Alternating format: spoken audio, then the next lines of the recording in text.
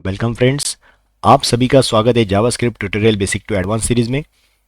आज का हमारा टॉपिक है property flags and descriptors. Property flags and descriptors होते क्या है ये आज हम समझेंगे।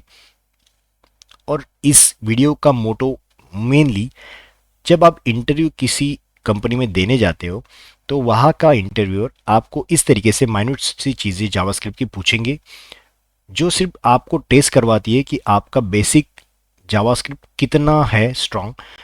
अगर ये चीज़ आप इजीली दे पाओगे उनको आंसर, तो समझ जाओ कि आपको आगे वाले क्वेश्चंस में डिफ़िकल्टी नहीं फेस होगी, या इंटरव्यूअर उस तरीके से ही आपको डील करेगा आगे वाले क्वेश्चंस के लिए।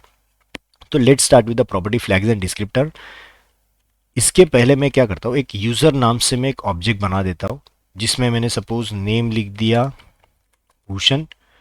अलॉन्ग विद दैट मैं कुछ प्रॉपर्टी और ऐड कर देता हूँ, सपोज 35 कर दिया, और सैलरी सपोज कोई रैंडम नंबर ले लेता हूँ। और ठीक है, इतनी सारी चीज़ें मैंने इस यूज़र ऑब्जेक्ट के अंदर बना दी। हमने जब ऑब्जेक्ट का लेसन देखा था तो उसमें हमने स्टैटिक मेथड्स देखी थी और इंस्टेंस मेथड देखी थी। अगर आपको वो चीज़ याद नहीं है तो मैं आपको रिकमेंड करूंगा कि पहले आप ऑब्जेक्ट की स्टैटिक मेथड्स और इंस्टेंस मेथड को एक बार गो थ्रू करना।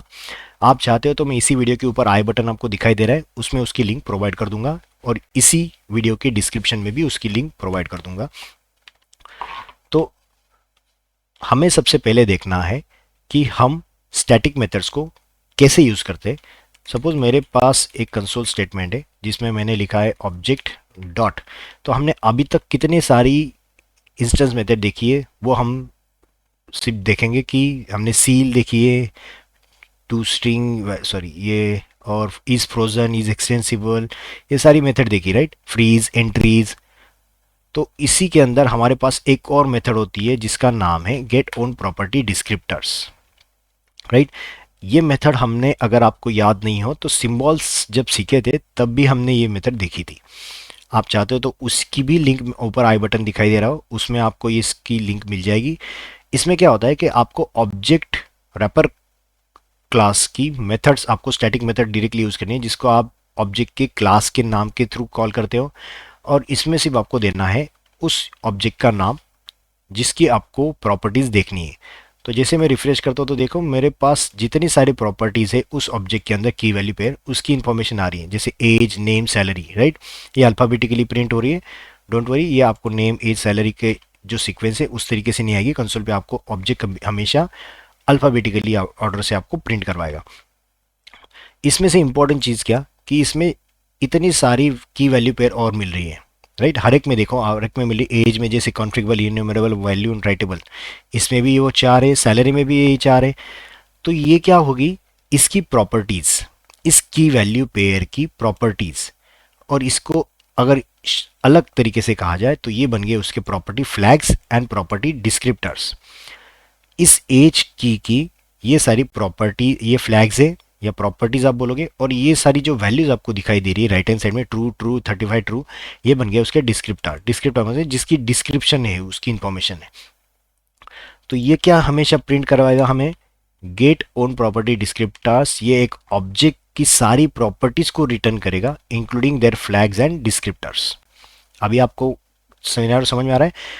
इस की मतलब ये जो की वैल्यू पेयर है उसकी सारी इंफॉर्मेशन अगर देखनी है तो वो चीज़ आपका क्या रिटर्न करेगा, कौन रिटर्न करेगा, गेट ओन प्रॉपर्टी डिस्क्रिप्टर्स करेगा, जिसमें आपको सारी कीज और वैल्यूज मिल जाएगी। कीज मतलब फ्लैग्स और उसकी इंफॉर्मेशन मतलब डिस्क्रिप्टर। बट ये चीज़ हमें लगती क्यों है, ये सबसे पहला क्वेश्चन आपके दिमाग में आ रहा है। ये चीज़ सीखनी ही क्यों है, क्योंकि इसी के थ्रू आपका ऑब्जेक्ट कैसे बिहेव करेगा ये डिसाइड होता है, राइट।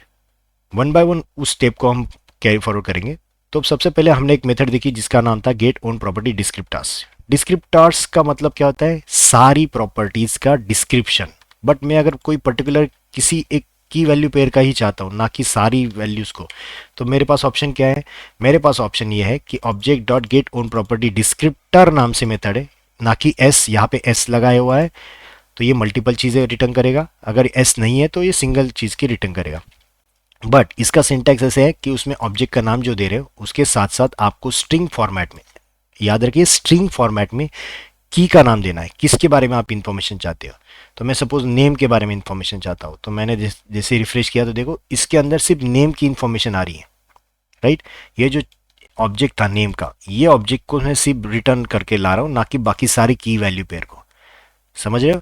तो डिस्क्रिप्टर्स का मतलब होता है, गेट ओन प्रॉपर्टी डिस्क्रिप्टर्स का मतलब होता है कि सारी प्रॉपर्टी लेके आओ, बट डिस्क्रिप्टर जो मेथड है वो सिर्फ एक पर्टिकुलर प्रॉपर्टी को की इंफॉर्मेशन लाएगा जो आप यहाँ पे सेकंड पैरामीटर के तौर पे दे रहे हो। ओके, ये तो थी सिर्फ इंफॉर्मेशन गेट करने की मेथड। अब एक्चुअल हम देखेंगे कि फ्लैग्स कौन से हैं हमारे। फ्लैग्स कौन से हैं, फ्लैग्स आ एंड डिस्क्रिप्टर कौन से हैं। तो मेरे पास सबसे पहला फ्लैग आता है वैल्यू, दूसरा आता है राइटेबल, तीसरा इन्यूमरेबल और चौथा कॉन्फ़िगरेबल। इन सब की इंफॉर्मेशन मैं बताता हूँ, डोंट वरी, ये डिस्क्रिप्शन पे मत जाना, मैं वन बाय वन वो चीज़ हम समझाऊंगा। सबसे पहले मैं लेता हूँ एग्जाम्पल के तौर पे वैल्यू, राइट। पहला लेता हूँ वैल्यू फ्लैग। ये की यूज़ होता है, जैसे कि ऊपर लिखा है कि वैल्यू ऑफ द प्रॉपर्टी, हाँ ये हमेशा वैल्यू लिखा देगा, जो प्रॉपर्टी आप देख रहे हो उसकी वैल्यू, उसके अंदर क्या वैल्यू स्टोर है वो दिखाना है, तो ये यूज़ कर सकते हो। बट इसको इस्तेमाल करने का तरीका कैसे है, कंसोल डॉट लॉग, इसमें लिखना है ऑब्जेक्ट डॉट, जो मेथड आपने ऊपर यूज़ की वही, get out property descriptor, particular की वैल्यू आप जानना चाहते हो तो एक्चुअली आपको यहाँ पे वैल्यू दिखी जाती है, राइट।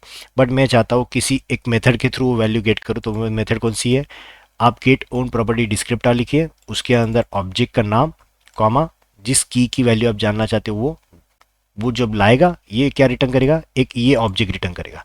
इसमें से कौन सा फील्ड चाहिए आपको, वैल्यू, तो इसलिए मैंने डॉट वैल्यू किया है, तो ये उसकी इंफॉर्मेशन लेके आ रहा है। ये बहुत ईजी है, वैल्यू यूज़ करना बहुत ईजी है। तो देखो आपको भूषण मिल गया। सेम तरीके से अगर दूसरा यूज़ करूँ, राइटेबल, राइट, यहाँ पे सेपरेटर डाल देता हूँ। ओके, राइटेबल नाम से आपके पास एक प्रॉपर्टी दिखाई दे रही होगी यहाँ पर, आप अगर केयरफुली देखोगे, कहाँ गया, ओके सॉरी, राइटेबल नाम से ट्रू। राइटेबल ट्रू का मतलब क्या होता है, राइटेबल क्या डिसाइड करता है, राइटेबल डिसाइड करता है अगर ये ट्रू है तो आप प्रॉपर्टी की वैल्यू चेंज कर पाओगे या नहीं कर पाओगे। तो देखिए मैंने सपोज इस ऑब्जेक्ट के अंदर, ऊपर कौन सा ऑब्जेक्ट है अपने पास, यूज़र नाम से ऑब्जेक्ट, इसके अंदर एज की वैल्यू है 35। अब मैं क्या चाहता हूँ कि मैं यूज़र का एज 35 से लेकर 36 कर दूँ, चलेगा।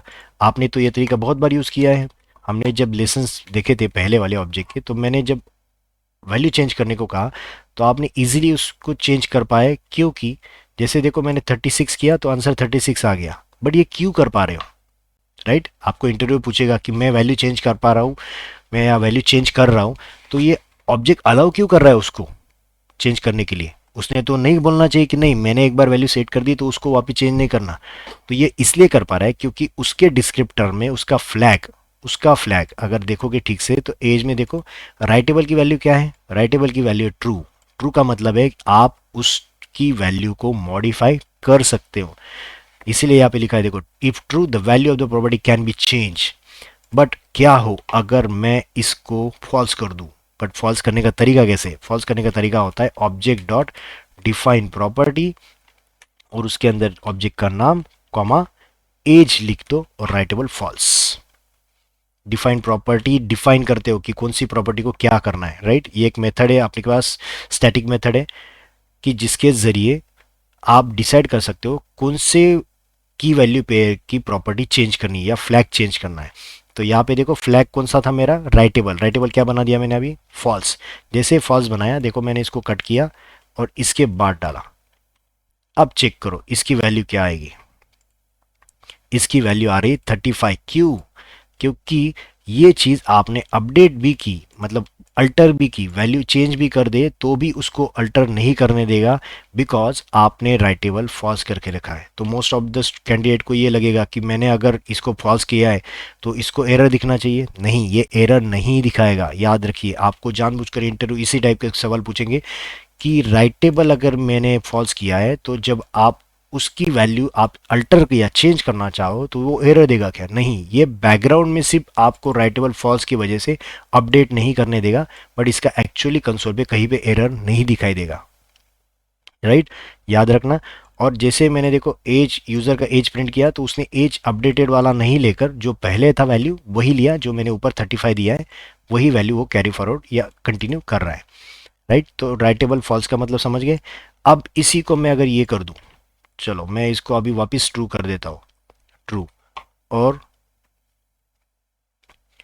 इसको राइटेबल, सॉरी, अब इसको राइटेबल क्या करोगे, is writable, as property is now writable.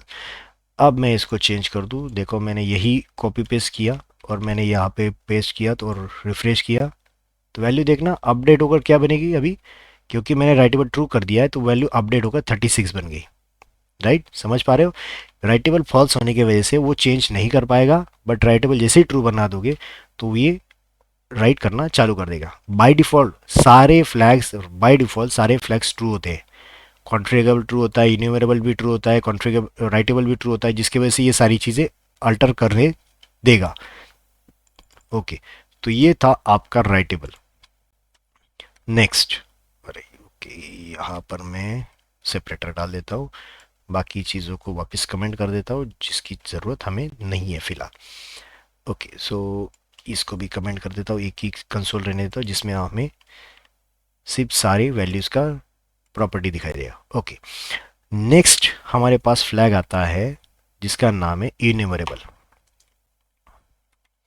Innumerable true होगा तो इसका मतलब आपकी वो प्रॉपर्टी लूपिंग में कंसीडर होगी, अगर आपने वो फॉल्स कर दिया तो लूपिंग में कंसीडर नहीं होगी। मतलब फॉर फॉर लूप मेरे पास है और मैंने अगर यूज़र को फॉर इन लूप में लगाया, फॉर इन लूप क्या करता है, आपके ऑब्जेक्ट के ऊपर सारी लूपिंग चालू करता है। अगर आपको ये चीज़ याद नहीं है तो मैं ऊपर आई बटन में लूपिंग वाला वीडियो दे देता हूँ जिसमें आप फॉर इन लूप कैसे यूज़ करते हो ऑब्जेक्ट के ऊपर वो देख सकते हो।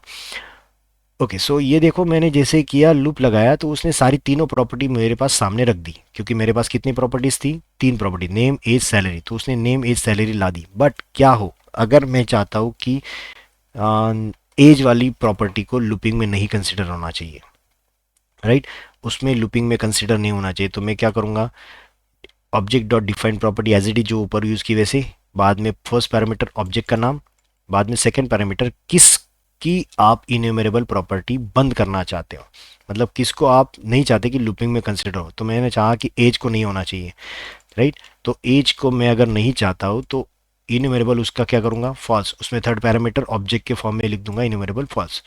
तो अब देखना यही चीज़ मैं कॉपी पेस्ट करके वापस यहाँ पे लिखता हूँ। पहले ये तीनों आ रही थी, अब देखना जब मैं रिफ्रेश कर रहा हूँ तो पहले ये तीनों आ रही थी बट अभी क्या हो रहा है, नेम एंड सैलरी आ रही है। क्यों ऐसा, क्योंकि मैंने एज को बना दिया इन्यूमरेबल फॉल्स। जैसे इन्यूमरेबल फॉल्स बना दोगे दैट मीन्स ये लूपिंग में कंसीडर नहीं होगी, लूपिंग में बाकी सारी हो जाएगी, जिसको इन्यूमरेबल ट्रू है, जिसको इन्यूमरेबल सिर्फ फॉल्स है उसको नहीं कर पाओगे, राइट। अगर आप देखोगे इसका डिफरेंस तो यही चीज़ मैं देखो ये कंसोल लॉक कर देता हूँ या यही चीज़ कॉपी करता हूँ, जैसे मैंने इन्यूमरेबल फॉल्स किया तो इसको मैं एज में चेक करता हूँ कि फॉल्स हो गया है क्या, चेक करो रिफ्रेश करके। इन्यूमरेबल क्या है इसका, अभी फॉल्स, पहले क्या था इन्यूमरेबल, इसका इन्यूमरेबल था ट्रू, देखो यहाँ पे ट्रू था, अब क्या बन गया उसका फॉल्स। जैसे ही फॉल्स बना इसने लूपिंग में उसको कंसिडर नहीं किया, लूपिंग में वो नहीं जाएगा, बाकी सारी प्रॉपर्टी जाएगी एक्सेप्ट दिस एज प्रॉपर्टी। तो ये था आपका इन्यूमरेबल फ्लैग एंड डिस्क्रिप्टर्स। इसके साथ साथ लास्ट हमारे पास फ्लैग है जिसका नाम है कॉन्फ़िगरेबल। ये थोड़ा ध्यान देकर देखना कॉन्फ़िगरेबल क्यों होता है। सपोज आपको यूज़र ने या इंटरव्यू ने एक सवाल पूछा कि मेरे पास ये सपोज ये एज प्रॉपर्टी है, ये किसी भी प्रॉपर्टी के ऊपर अप्लाई कर सकते हो, ऐसा नहीं कि एज पे कर रहा हूँ मैं तो आप सब एज पे करोगे, आप नेम पे ट्राई करो, सैलरी पे करो, कोई इशू नहीं। अगर आपको यूज़र कहे कि मेरे पास एक एज प्रॉपर्टी जिसकी वैल्यू 35 है बट मैं चाहता हूँ कि कोई भी यूज़र उसको डिलीट ना कर पाए, मतलब सपोज मैंने एक कोई ऑब्जेक्ट बनाया, मेरे साथ साथ मेरा कोई एक कलीग या कोई दोस्त उसी प्रोजेक्ट पे काम कर रहा है और मैंने जो ऑब्जेक्ट बनाया उसने गलती से वहाँ से डिलीट कर दी वो प्रॉपर्टी जो कि मुझे लगने वाली थी, राइट। तो आप तो कहोगे कि यार मैंने तो बनाया लेकिन तूने डिलीट कर दिया, तो ये चीज़ ना हो इसलिए क्या करोगे कि एक पर्टिकुलर कोई प्रॉपर्टी आप चाहते हो कि डिलीट कभी नहीं होनी चाहिए, भले आप ऑब्जेक्ट के अंदर कितना भी ट्राई करो उसको डिलीट करने का, तो वो डिसाइड कौन करता है? कॉन्फ़िगरेबल फ्लैग करता है। ये कॉन्फ़िगरेबल फ्लैग कैसे होता है? जैसे देखो यहाँ पर एज का कॉन्फ़िगरेबल फ्लैग का वैल्यू क्या है अभी? ट्रू। तो देखो मैंने यहाँ पे डिलीट यूज़र डॉट एज कर दिया और बाद में कंसोल लॉक कर रहा हूँ एज को, या फिर यूज़र को शिफ्ट कर रहा हूँ। तो यूज़र को जैसे कर रहा हूँ तो देखो रिफ्रेश करने के बाद यहाँ से एज हट गया, राइट? एज नहीं दिखाई दे रहा है, क्यों? क्योंकि आपने एज को डिलीट कर दिया। और एज को डिलीट क्यों कर पा रहा हूँ मैं? क्योंकि एज में कॉन्फ़िगरेबल की वैल्यू ट्रू थी। अगर यही चीज़ मैं ऐसे लिख दूँ, ऑब्जेक्ट डॉट डिफाइन प्रॉपर्टी और एज की वैल्यू कॉन्फ़िगरेबल फॉल्स कर दूँ, राइट? कॉन्फ़िगरेबल अभी क्या कर दूँ? फॉल्स। पहले क्या थी? ट्रू। जैसे मैंने फॉल्स कर दिया, अब डिलीट करके देखो, चेक करो अब क्या होगा। जैसे मैं रिफ्रेश कर रहा हूँ, तो रिफ्रेश करने के बाद देखो, जस्ट मिनट, हाँ रिफ्रेश हो गया। देखो एज की वैल्यू अभी भी वैसी ही है, भले आपने डिलीट की हो लेकिन वो अभी भी डिलीट नहीं हुई। क्यों नहीं हुई? क्योंकि आपने उसको कॉन्फ़िगरेबल क्या बनाया? फॉल्स बनाया। तो याद रखना, ये फ्लैग्स बहुत काम की चीज़ें। अगर आपको कोई प्रॉपर्टी पर्टिकुलर डिलीट नहीं करनी देनी है तो वो चीज़ अलाउड करेगा। बट एक क्वेश्चन मेरा कि अगर डिलीट नहीं कर पा रहा हूँ तो चेंज तो कर पाऊंगा कि मैं? यूज़र डॉट एज 36 देता हूँ और बाद में मैंने कंसोल लॉग यूज़र किया, ये चेंज हो पाएगा क्या? हाँ, ये चेंज हो पाएगा। क्यों? क्योंकि आपने इसको राइटेबल फॉल्स नहीं बनाया, कॉन्फ़िगरेबल सिर्फ फॉल्स बनाया। अगर आपने इसको राइटेबल भी फॉल्स बना दिया, यहाँ पर राइटेबल कोलन फॉल्स, कॉमा देकर राइटेबल फॉल्स कर दो। अब चेक करना क्या होगा। आप इस ऑब्जेक्ट के अंदर सारी फ्लैग्स और डिस्क्रिप्टर यूज कर सकते हो। रिफ्रेश हो रहा है, जस्ट मिनट, या ओके। तो देखो वैल्यू भी चेंज नहीं हुई और वैल्यू अपडेट भी नहीं हो पाई, डिलीट भी नहीं हो पाई और अपडेट भी नहीं हो पाई। ये किस वजह से? क्योंकि आपने दोनों फ्लैग यहाँ पे फॉल्स कर दिए थे, राइट? तो ये है आपके फ्लैग्स एंड डिस्क्रिप्टर्स। और इसी के ऊपर आपको बहुत सारे सवाल इंटरव्यू में पूछे जाते हैं। मैं मोस्ट ऑफ द टाइम जब भी इंटरव्यू अगर कंडक्ट करना है तो मैं इस तरीके के सवाल पूछता हूँ, जिससे हमें आइडिया आ जाती है कि उस कैंडिडेट को कितना नॉलेज है जावास्क्रिप्ट का। Okay, so apart from this एक और लास्ट मेथड आपको जस्ट बताना चाहता हूँ कि आपने ये चीज़ देखी है, ऑब्जेक्ट डॉट डिफाइन प्रॉपर्टी मैंने देखी है। इसके साथ साथ एक और मेथड होती है डिफाइन प्रॉपर्टीज। जैसे आपने ये वन बाय वन किया ना, यहाँ पे डिफाइन प्रॉपर्टी, एक एक यूज़र लिया, उसका एक प्रॉपर्टी लिया, उसके ऊपर ये आपने ऑब्जेक्ट डिसाइड किया। ये सारी चीज़ आप एक साथ सारे ऑब्जेक्ट या सारी की वैल्यूज़ के ऊपर कर सकते हो। कैसे कर सकते हो? कि मेरे पास, सॉरी, कर्ली ब्रेसेस क्लोज, इसके अंदर मुझे सिर्फ क्या करना है? इसके अंदर मुझे सिर्फ ऐसे देना है, मैंने लिखा name, right? Property as it is object पूरा लिख दो इसके अंदर, ऑब्जेक्ट के अंदर की और उसके राइटेबल फॉल्स है या ट्रू है ये सब यहाँ पे लिख दो। यहाँ पे आप चाहते हो तो कॉन्फ़िगरेबल भी लिख दो, कॉन्फ़िगरेबल इसको फॉल्स करना है, इसका वैल्यू अपडेट करना है, एज की वैल्यू को मैं अब अपडेट कर देता हूँ 40, राइट? और सैलरी को मैं यहाँ पे इन्यूमरेबल में फॉल्स कर देता हूँ। चलो ठीक है, इन्यूमरेबल फॉल्स। अब देखना, ये अगर मैंने कंसोल लॉक किया, कंसोल डॉट लॉक और यूज़र ऑब्जेक्ट करके देखा, तो देखो जो जो मैंने चेंज किया है वो चेंज उसके ऊपर एप्लीकेबल हो जाएगा। देखो मैंने एज को चेंज कर दिया था वैल्यू, और यहीं पर मैं अगर फॉर इन लूप लगा दूँ, फॉर लेट यूज़र, अभी यूनिमरेबल में कौन सी चीज़ नहीं है? यूनिमरेबल में सिर्फ सैलरी नहीं है, बाकी चीज़ें हैं। तो देखो रिफ्रेश करने पर क्या होगा? नेम एंड एज आएगा, सैलरी नहीं आएगा क्योंकि यूनिमरेबल ने फॉल्स कर दिया। तो ये एक तरीका है जिससे सारे कीज़ और वैल्यूज़ के ऊपर आप ये फ्लैग्स एंड डिस्क्रिप्टर्स अप्लाई कर सकते हो। अगर आप इंडिविजुअल करना चाहते हो तो ये डिफाइन प्रॉपर्टी नाम की मेथड है, बट अगर आप कंबाइन सारे इसके ऊपर करना चाहते हो प्रॉपर्टीज़ के ऊपर, तो आप डिफाइन प्रॉपर्टीज़ नाम की मेथड भी इस्तेमाल कर सकते हो। सो आपको अगर ये वीडियो पसंद आता है तो प्लीज़ लाइक, सब्सक्राइब और शेयर ज़रूर कीजिए। बेल बटन दबाना मत भूलना, जिससे आपको नोटिफिकेशन मिलेगा जब भी मैं नया वीडियो इस प्लेलिस्ट में ऐड करूँगा। तो अगर आपको ये वीडियो पसंद आता है तो आपके दोस्तों को भी ये शेयर कीजिए। फिर मिलते हैं नेक्स्ट वीडियो में कुछ नए अलग टॉपिक के साथ। तब तक के लिए थैंक यू।